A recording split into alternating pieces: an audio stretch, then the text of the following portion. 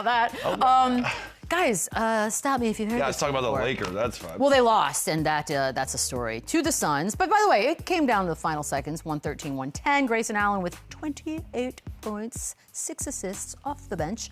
Luka, stop me, 41 points, but his team still lost. DeAndre Ayton, 2 points, 4 rebounds in 21 minutes, 15 and 17 over their last 32 games. They are the losers of 3 straight, and last night might have been possibly one of their worst losses because the Suns didn't have Devin Booker or Dillon Brooks in their lineup. Laker Nation, they tend to get riled up pretty quickly, and they are not very happy right now. Chandler, I don't know what hope you had or what you still have for the Lakers, but talk to me. It's not great, and I don't think contending championship run was ever realistic. But I do say I still think they are super talented. I still think they can be hard to guard, but. Man, they have so many holes. Like, defensively, they are so bad. Their bench has not been nearly as productive as I thought they would. They've been so up and down. Like, if you look at some of these statistics for their bench, they're pretty much dead last in all factoring categories, and it's just not impressive. I mean, you could go down that stats on that, or I mean, we're 29th in three-pointers made, 29th in rebounds, last in assists. Like, it's dreadful. So on top of that, you're not getting any help from your bench with a team with a 41-year-old guy in the starting lineup, where there's no real youth, there's no production coming off the bench. Then you have a heavy dose of Austin Reeves and Luka, which can be successful some nights, and it is, because those guys are so individually talented, but it's just not translating to wins. It's the spacing is bad. It's just a lot of ISO and next guy up, and you get the ball. It's like a take-turn offense, and it's not great. And the Western Conference is too deep, and it's too top-heavy. Like, why are we sugarcoating this? It's too good. I'm conflicted. I'll say it. I'm conflicted because they do have a lot of holes. They do have a lot of inconsistencies. They don't get a lot of help from their bench.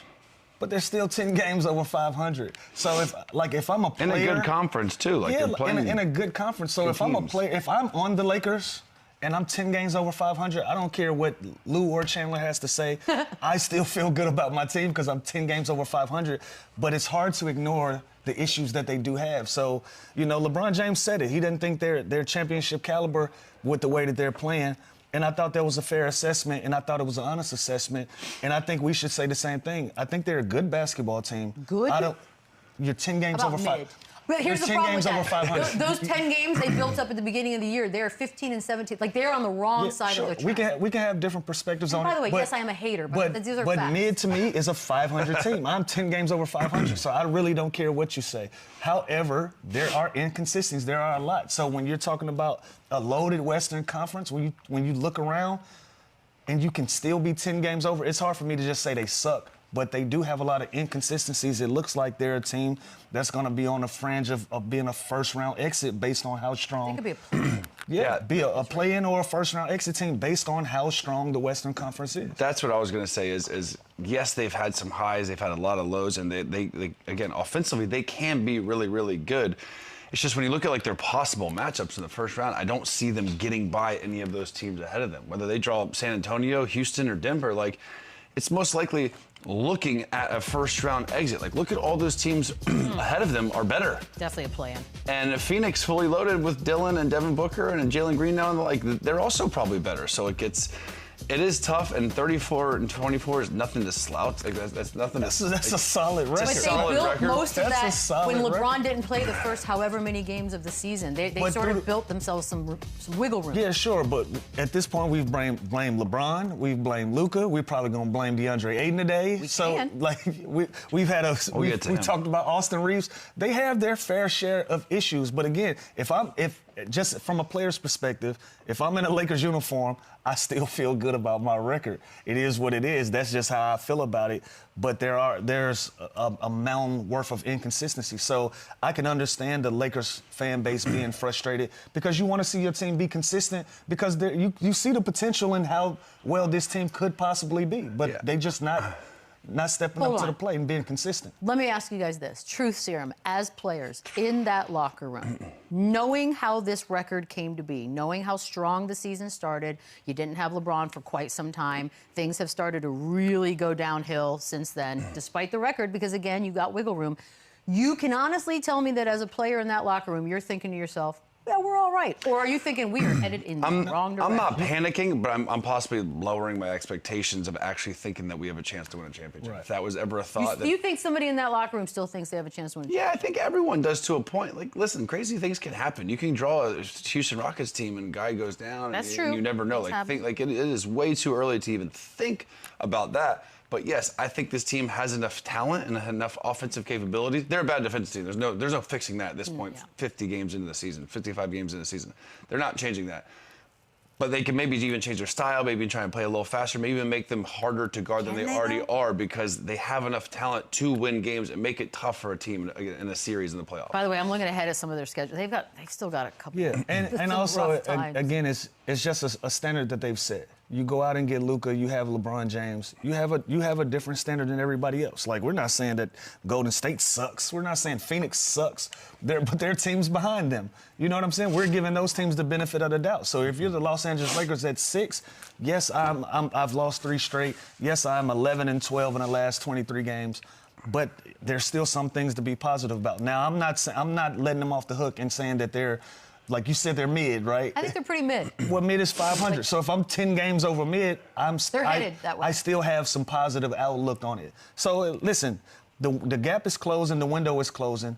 If they can clean some of these things up, we'll change our tune. That's what I love about basketball. These things change by the day. If they can string together some games, we'll change that. But in the meantime, they are playing nasty basketball. And also, just like the Knicks yesterday, there's high expectations. There's high media coverage when it comes to the Lakers, right? So if we were talking about like the Minnesota Timberwolves or even the Phoenix Suns or even the Warriors right now where they are, if they were 10 games over 500, we would be like, not bad, like pretty solid. Fair. It's just the Lakers, and it comes out with LeBron and Luka and the trade and all the drama surrounding that franchise. There's expectations, and right now, 10 games over 500 clearly isn't good enough in our eyes. And you're like, you know what I mean? Like, and we expect more. We expect them to be one of the better teams. We expect them to be more consistent. Also, because I'm not looking at 10 games over 500 and taking that at face value. I'm taking it with the context with which it deserves to be taken, which is that was gained early on. This is not where they're headed. But we had this conversation weeks ago, and they still haven't lost the 10 games they were over 500 then. Do you think they're still maintaining in the next, however, 20 whatever game? Because Austin Reeves is even like I think they are what they are. They are a 6-seed team. They are a middle of a pack team. What are they fixing?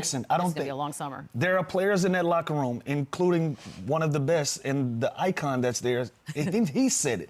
We are not a championship caliber basketball team at this moment. But that doesn't mean that they suck. That doesn't mean that they're... No, not suck. No, I think they are who they are. They are in 6th place right now. That makes them a middle-of-the-pack team. I think that's who they are right now. By the way, for the record, Lou, they are 6th, which means they're literally mid. by having 12 teams. Giving them mid. But mid is 500. I know, but if you're 10 games over 500, you got to give that credit. Okay, so you guys know we're headed. Thank goodness we get the summer off, because it's going to be very loud, I think, in these parts. And now I'm wondering, when it's all said and done, like, who's going to get the chunk of this blame? Like, where are we going to start? See, is it Pelinka? Is it JJ? Is it a specific player? Like, how is this going to end? I think it's a collection of everything, right? It's Austin Reeves. They're going to have to make a decision on him. Like, first of all, he's going to get paid. And it seems like they're going to keep DeAndre Ayton, again, he's been in the headlines a lot, but he's not the issue. It's going to come down to either the GM, the coach, the star player, and that's Luka. No one's going to blame 41-year-old LeBron. No one's going to blame Austin Reeves, who's kind of this, unsung hero in a way that came out of nowhere, and now he's turning himself into a max player. It's going to probably be a lot on JJ, which is fair. He's the head coach. He's got to find different styles and systems and plays to make this team more effective. And Rob Pelinka's got to bring in better pieces that can shoot and that can defend, and get a deeper roster. Look at the Oklahoma City Thunder. Look at the Spurs. These teams can go 10, 11, 12 deep. The Lakers can't. Their bench is really bad. They can't shoot. They can't guard. That's a recipe for disaster. So that's where they're headed. By the way, the DeAndre Ayton, I do want to get into. It's kind of an interesting, funny, a little bit moment. He did finish with 2 points, 4 rebounds in 21 minutes. Let those numbers bad timing sink in. For that game. Not good timing once you said what you said. Minus 24 on the night. And so David, you gotta come back. You gotta come with something better than that after that. I don't know if you've heard what he had to say, but DeAndre Ayton said about the Lakers, and I think he wanted to be heard on this. Quote: "They are trying to make me Clint Capella. I'm not no Clint Capella." Those comments landed exactly like I think you thought they would, Lou, but not for. What was he thinking, saying that out loud? Here's my perspective on it. Okay.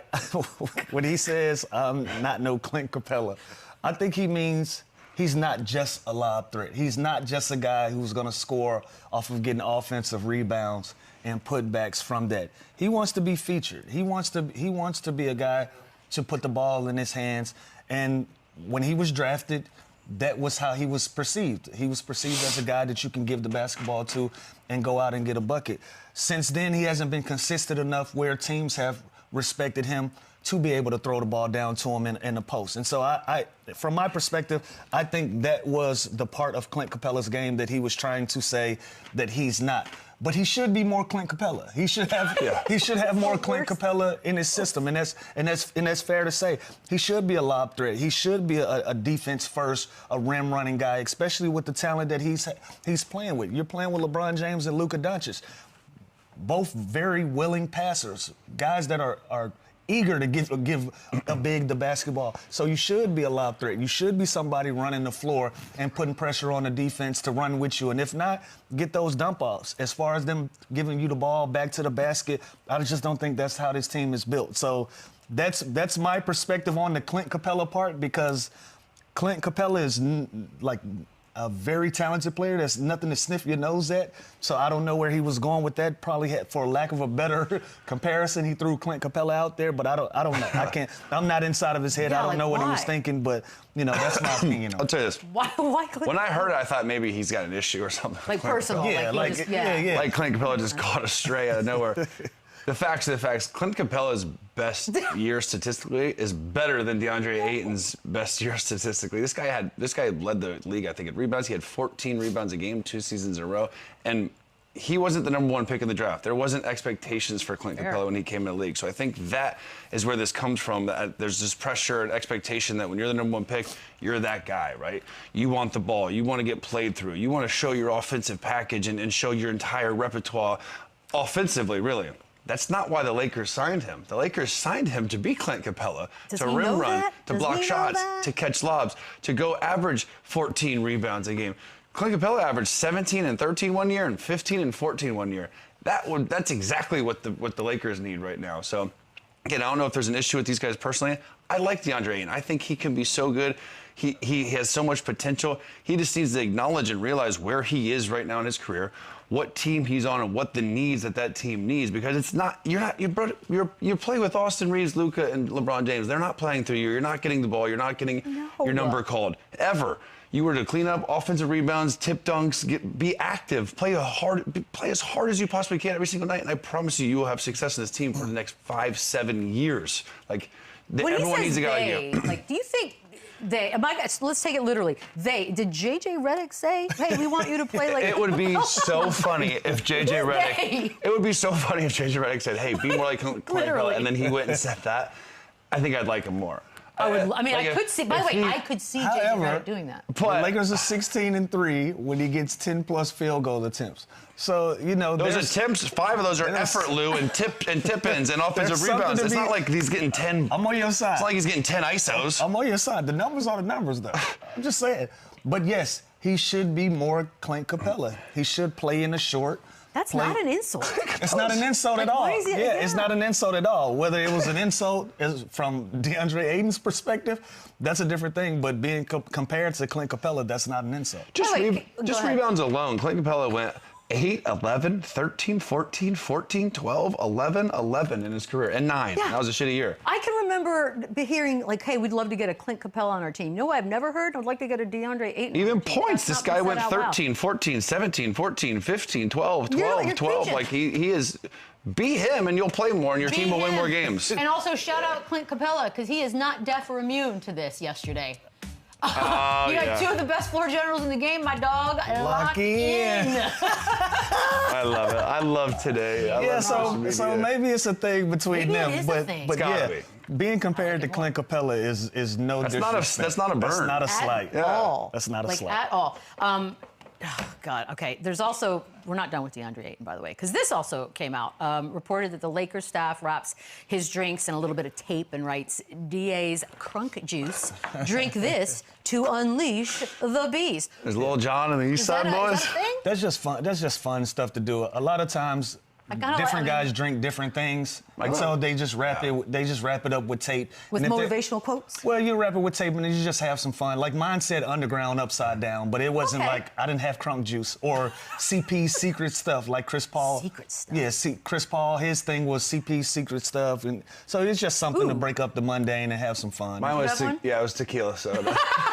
Don't touch this. No, but someone, remember like Space Jam, like Michael's secret sauce or whatever? Someone wrote like, I don't know, I forgot what teammate wrote. Do you tell people what you want written on it, or does somebody just like the equipment manager's right there. He wraps tape around it and he just writes something But he's silly. the creative power. Not necessarily. Well, if you're working with him every day, so he's probably, something probably was said, it was funny, or, and they just write it down. This is just, we're piling on now because the Clint Capella stuff and all the stuff he said. He didn't drink it last night because 2 points is not unleashing a beast. Or he did, and then he just switched up the cocktail. It was not the right stuff. Wrong levels.